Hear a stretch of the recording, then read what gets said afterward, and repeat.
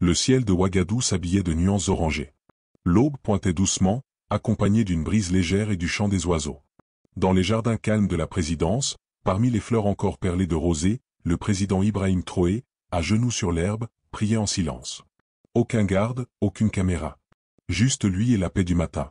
Mais à quelques pas derrière lui, un homme silencieux levait une arme, visant la tête du président. Son cœur battait fort, mais ses mains ne tremblaient pas. Cet homme n'était pas venu chercher la paix. Il était venu pour mettre fin à une révolution. Il s'appelait Daniel Kane. Déguisé en jardinier, il avait passé la nuit caché entre les haies. Mais Daniel n'était pas du pays. Il était américain, agent secret sous fausse identité, envoyé en mission secrète avec l'appui de puissances étrangères. L'ordre venait de très haut, le président Alassane Ouattara de Côte d'Ivoire, soutenu par certains intérêts à Paris et à Washington. Un seul tir, discret, et tout s'arrête. Mais alors que Daniel désactivait la sécurité de son arme, une voix calme s'éleva, sans que le président ne se retourne. « Tu as fait tout ce chemin pour mourir ici, n'est-ce pas ?» Daniel se figea, glacé. Comment pouvait-il savoir? Avant qu'il ne puisse bouger, l'herbe frissonna autour de lui. Traoré se retourna d'un coup sec, désarma l'agresseur d'un coup de pied et le plaqua au sol.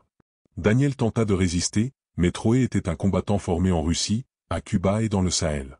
Agile, précis, impitoyable. En quelques secondes, Daniel se retrouva les bras coincés derrière le dos. Les gardes accoururent, armes prêtes, mais Traoré leur fit signe. « Ne tirez pas.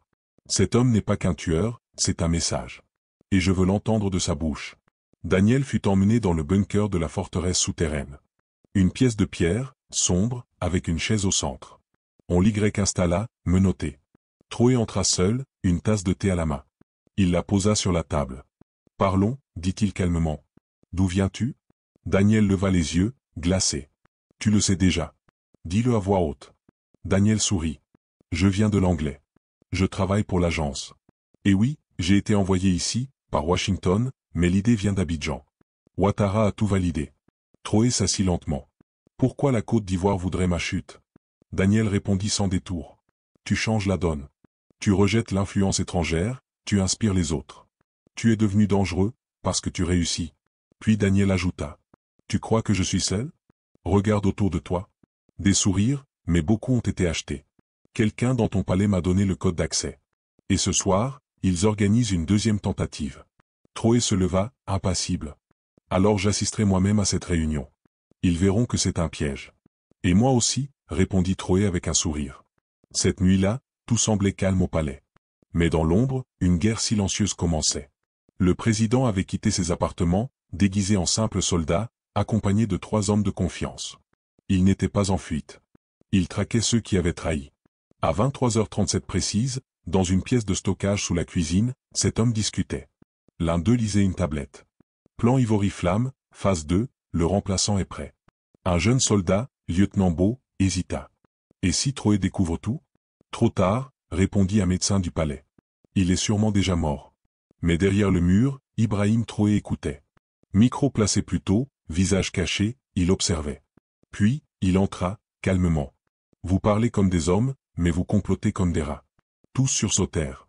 Un tenta de sortir une arme, mais Traoré l'avait déjà devancé. Bouge, et je termine cette réunion ici. Le médecin balbutia. Comment? Comment tu as monté? Je ne l'ai jamais bu.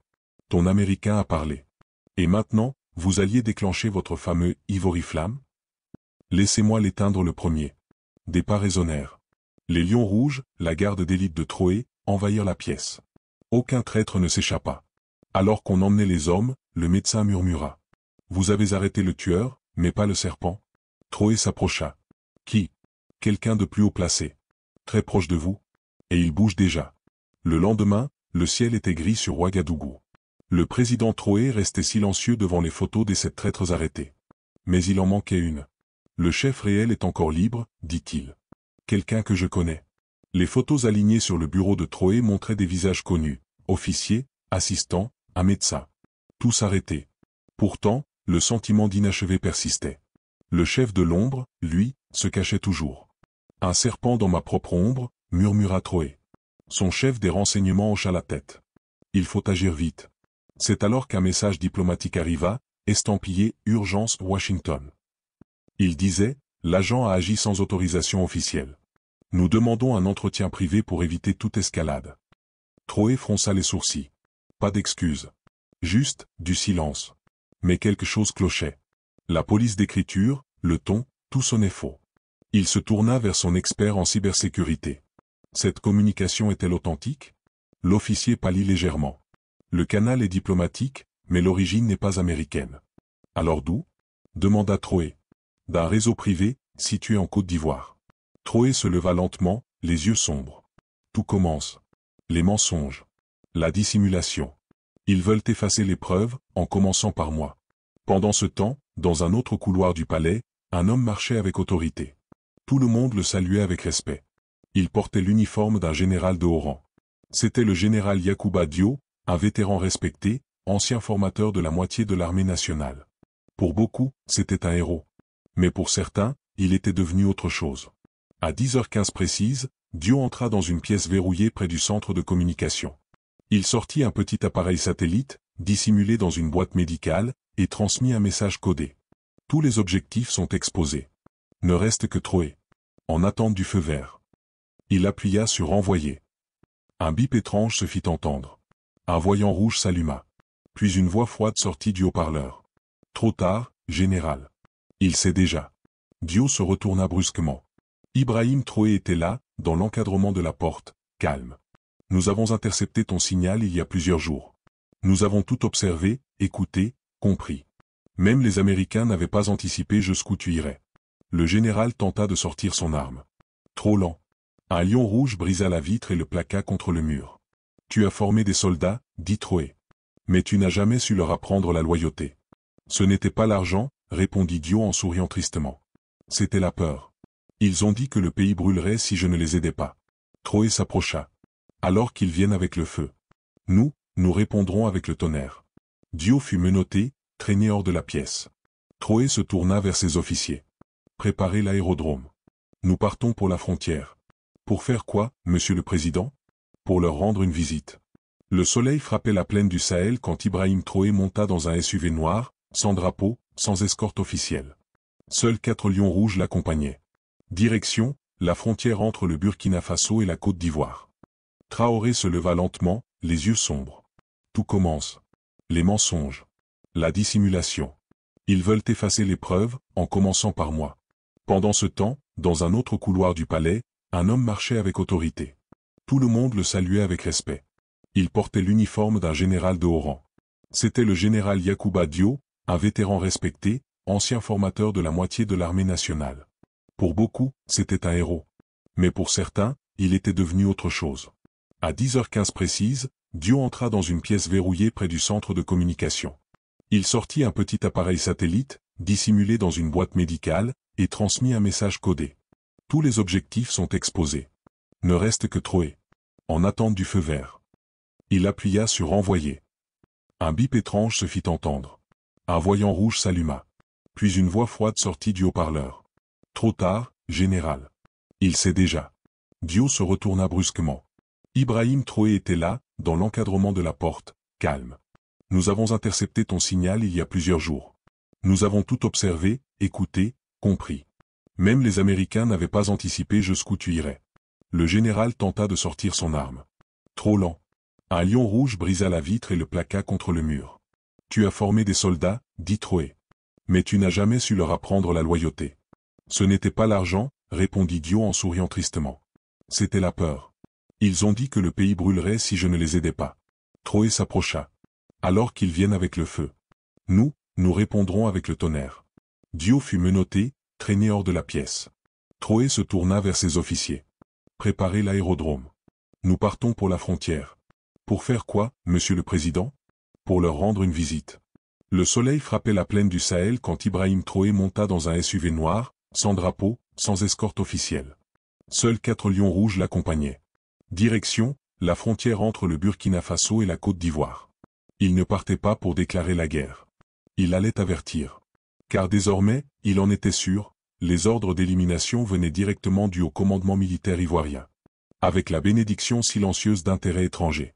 3 heures plus tard, ils arrivèrent à un poste de douane abandonné. 2 véhicules blindés les attendaient. À leur tête, le général Kawazi, un proche de Ouattara. Vous n'avez rien à faire ici, dit-il froidement à Troé. Vous entrez sans autorisation. C'est une provocation. Troé jeta un dossier sur la table entre eux. Photos satellites, enregistrements d'interception, plans de camps secrets, données de vol de mercenaires. Le général tourna les pages, puis éclata de rire. Vous ne comprenez rien à ce qui se joue, n'est-ce pas? Alors expliquez, dit Troé, les yeux plissés. Ouattara n'est pas seul. Ce n'est pas juste contre vous. C'est une nouvelle carte qu'on dessine. Votre révolution gêne. Vous chassez les anciennes puissances. Vous redonnez espoir. Et ça fait peur. Donc ce n'est pas la haine? C'est la peur? Non, répondit Kawazi. C'est le contrôle. Puis il ajouta. Savez-vous où est Daniel Kane maintenant? Oui, dans un bunker sous mon palais. Faux. Il s'est échappé cette nuit. Avec de l'aide, depuis chez vous. À Ouagadougou, l'alerte retentit. Daniel Kane, le mystérieux espion, s'était évadé. 2 gardes furent retrouvés drogués. Les caméras désactivées pendant exactement 6 minutes. Aucune trace visible. Mais un mot fut retrouvé dans la salle de guerre du président. Tu arrêtes les pions.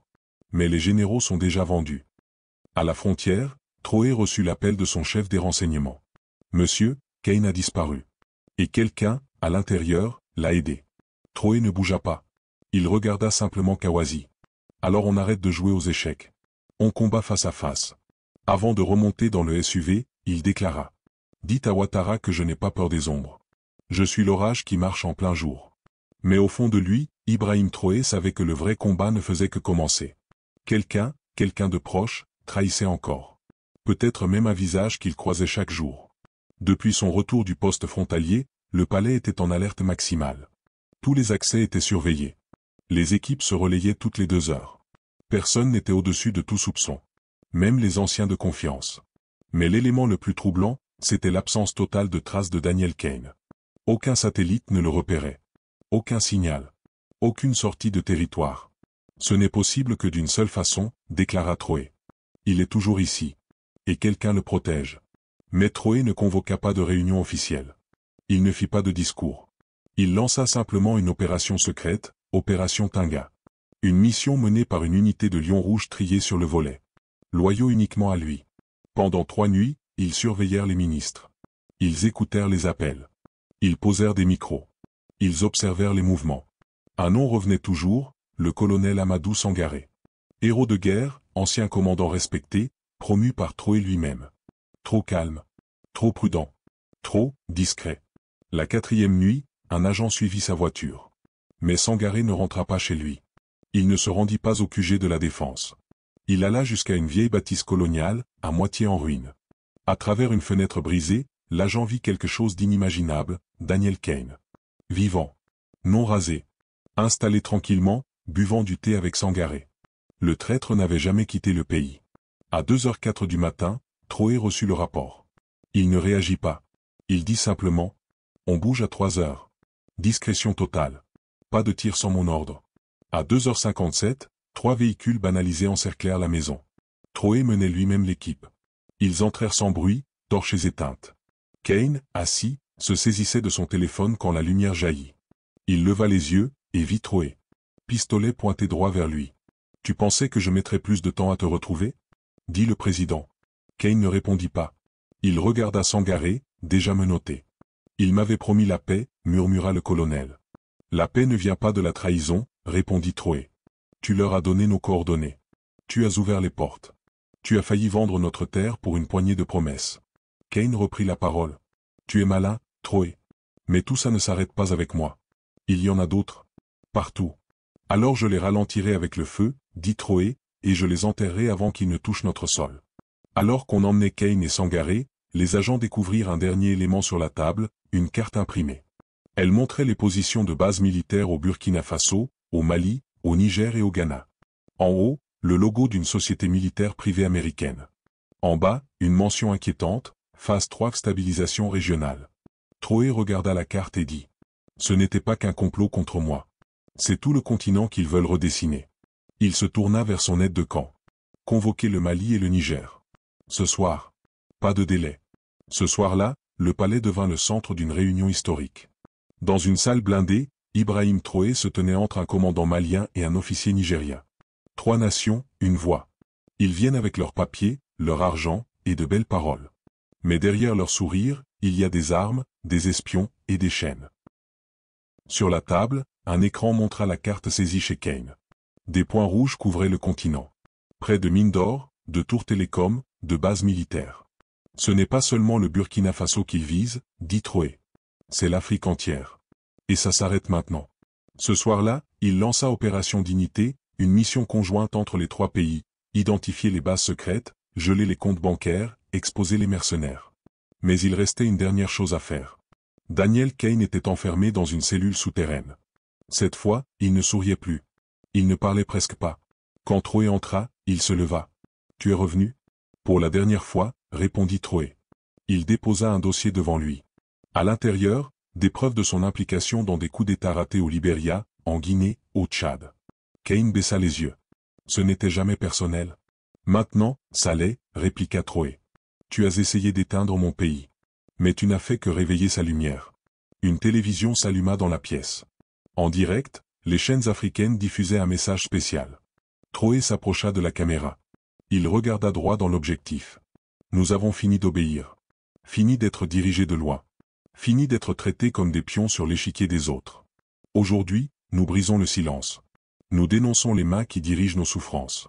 Et nous reprenons ce qui est à nous, notre terre, notre voix, notre avenir. Dans les villages, dans les villes, partout, les gens applaudirent. Des drapeaux furent levés. Les combattants saluèrent. Les anciens pleurèrent. Mais loin, dans un bureau obscur, un homme en costume décrocha son téléphone. Il a survécu. Annulez l'opération. On trouvera une autre voie. Dans la cellule, Troé regarda Kane une dernière fois. Tu es venu pour briser un pays. Mais tu l'as rendu plus fort. Alors maintenant, va leur dire. Va leur dire que nous sommes réveillés, et que nous n'avons plus peur.